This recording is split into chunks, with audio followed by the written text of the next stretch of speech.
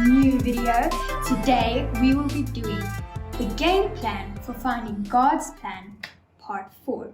So imagine this. You go to the mall, you buy a brand new shirt. It's perfect. You make an outfit. Everything matches perfectly. But suddenly disaster strikes and someone spills their food all over your brand new, beautifully hand-picked outfit, just as the person you have been crushing on for the longest time walks by. Not good. Sometimes things don't go as you plan them. In the Bible, there's a story about a man named Gideon. Not only is Gideon in the weakest tribe of Israel, but he is also in the weakest family. Not only is he in the weakest family, but he is the weakest person in the family. So that's a lot of weak. That's a very unlikely person that God would use to do his will. But God makes Gideon a military leader and leads him to battle. He leads him to battle against their enemy tribe, the Midianites. 38,000 men are fighting for that tribe.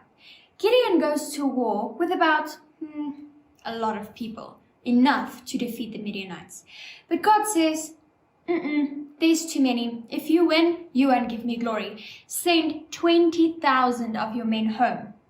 So Gideon says, okay, God, 20,000 of them go home. And then God looks at his army and he says, Gideon, there's still too many people. The glory won't be on me. The attention won't be on me. I will not be glorified through this victory. Send more people home. So Gideon takes his men to a water pool. And there, everyone that drinks with their hands, he sends home. Eventually, Gideon is left with 300 men.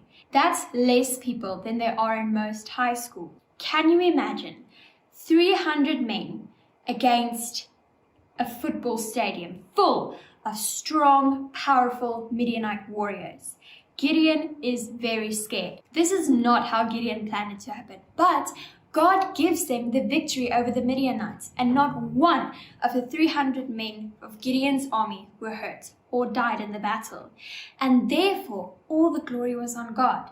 Sometimes, many times, things don't go the way we plan. When we think about our future and the future God has for us, we need to remember that sometimes things are not going to happen as we plan them. In fact, there are 3 unwritten rules you should know. Number 1, plan to start over. Life is a series of starting over. As soon as you finish preschool, you go to primary school and start all over again. As soon as you finish primary school, you go to high school and start all over again. And as soon as you finish high school, you restart with university. And after that, you restart as a functioning adult in society. Life is all about restarting. We need to accept that we need to learn how to start over. Many times things don't go as we plan, and we need to roll with the punches. We never know what God has in store for us. So embrace the current season that you're in. Number 2, plan to say no. I know this is a very difficult one for many people, and myself as well. Many times someone will ask me to do something, or ask a favor of me, or ask me to help them with something.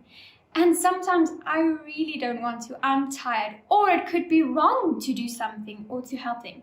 But it's very difficult to say no sometimes. But the thing I've learned is when you say no to something, you're actually saying yes to something better. We can't do everything.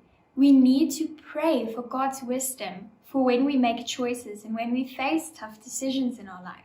We also need to pray for Him to help us to know where to invest so that we can be most beneficial to God's kingdom. And finally, number 3, plan to be creative.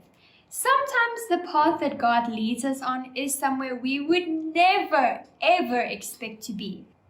For Gideon, whom we talked about earlier, being creative involved using clay pots and torches against Midianites with readily prepared war instruments, spears and swords, and they didn't have guns back then, but you understand what I mean. He had to be creative and use what he had. He had to adapt to the circumstances that he was in. And that is how God was glorified through Gideon's story. We need to learn to use the gifts that God has blessed us with. Learn to use the gifts God has blessed you with. Don't worry about what other people have. My best friend is the most beautiful girl in the world, and she uses that to her advantage. She uses a platform to spread the word of God. I, for example, have what people call a friendly face, and people would much rather ask me a favor or ask me to watch their bags for them than they would ask her. But that's beneficial to me because I want to become a teacher, and young children will respond to me because I look friendly. So recognize the gifts that God has blessed you with and use them, and He will take you further than you can ever imagine. So yeah, just to recap, plan to start over, plan to say no, and plan to be creative. When you do those things, God will take you very far. Hey Trinity, I want to thank you so much for watching this video. I'm so excited about this series and I hope you are too. And if you are, why don't you invite someone to come join you on this journey? And where can you invite them to? Well, our socials are going to be on screen somewhere around here. On YouTube, Instagram and Facebook. Go subscribe, go like, go follow, go do whatever you need to do and just come join us on this amazing journey and invite your friends. Can't wait for the next video. Cheers.